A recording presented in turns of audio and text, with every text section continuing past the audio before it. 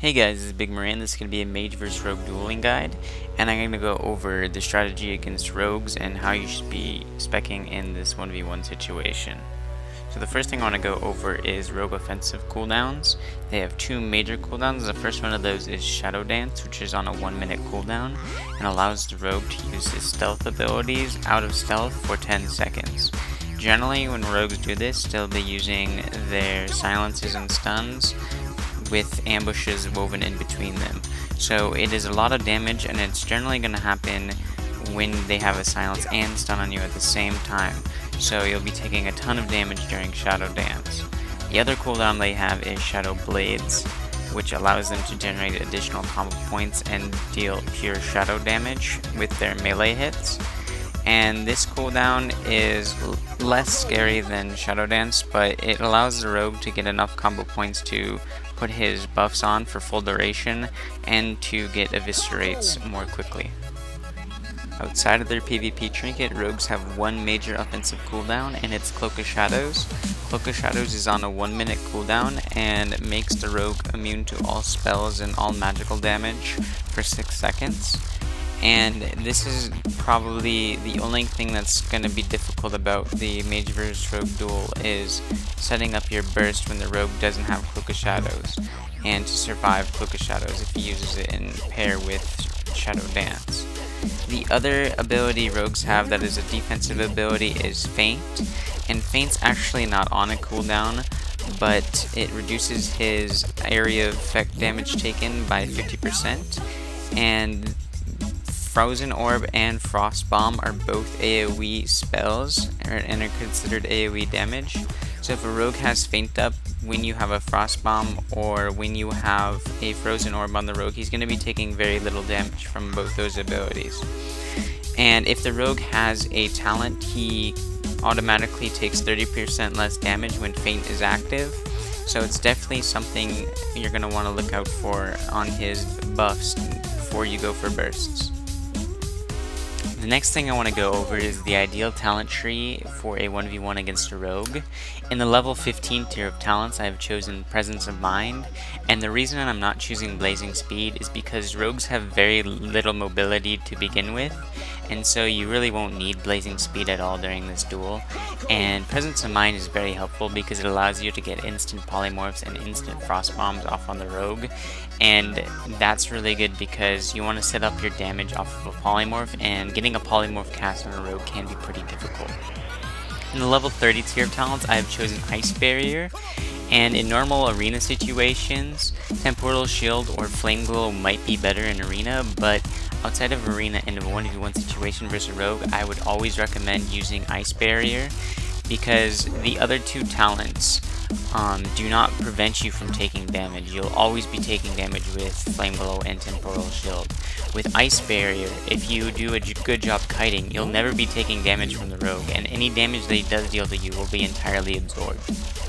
In the level 45 tier talents, I have chosen Ring of Frost, and you could also choose Ice Ward or Frost Jaw against a rogue in this duel, but I choose Ring of Frost because when the rogue uses his Smoke Bomb defensively, you're able to cast a Ring of Frost when he's in the Smoke Bomb, and it will affect him, and this is a good way to set up burst when you can't actually hit the rogue with spells.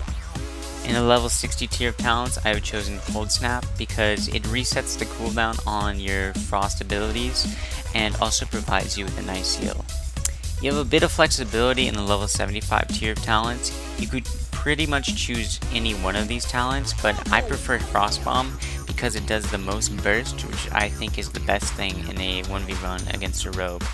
If you were to choose Living Bomb or Nether Tempest, chances are the rogue will heal through those abilities with Recuperate alone. The rogue won't be able to heal through tons of burst all at one time with Recuperate, which is why I prefer Frost Bomb. In the level 90 tier talents, I will always choose Incanter's Ward vs Rogue because it provides a little bit of absorption, and it also provides you with a nice damage bonus once the rogue breaks through the shield, which it comes relatively quickly and can break even on his Garrote and Rupture dots. For glyphs, you always want to choose Glyph of Armors and Glyph of Evocation against a rogue, And you want to choose Glyph of Armors because you want to be sitting in Molten Armor pretty much the whole time. Unless you're very comfortable with kiting the rogue, then you could sit Mage Armor. And you want Evocation because it's going to be your only heal during this duel. The third glyph is pretty flexible. You can choose anything you want, but I would recommend choosing Glyph of Water Elemental because it allows your Water Elemental to cast while moving. And what a lot of rogues like to do in 1v1s against mages is run away, and your pet will be the closest thing to the rogue pretty much all the time, and your pet won't be able to keep up casts on the rogue if he's constantly running away with a sprint. So if you choose this glyph, the rogue won't be able to drop combat by running away because your water elemental will be able to keep him in combat by casting on him even when your elemental is moving. The next thing I want to do is go over the basic strategy when dueling a rogue. And as I mentioned before, the ability Feint dramatically reduces the rogue's damage taken from mages. So if the rogue has Feint up, you don't want to be going for bursts on him.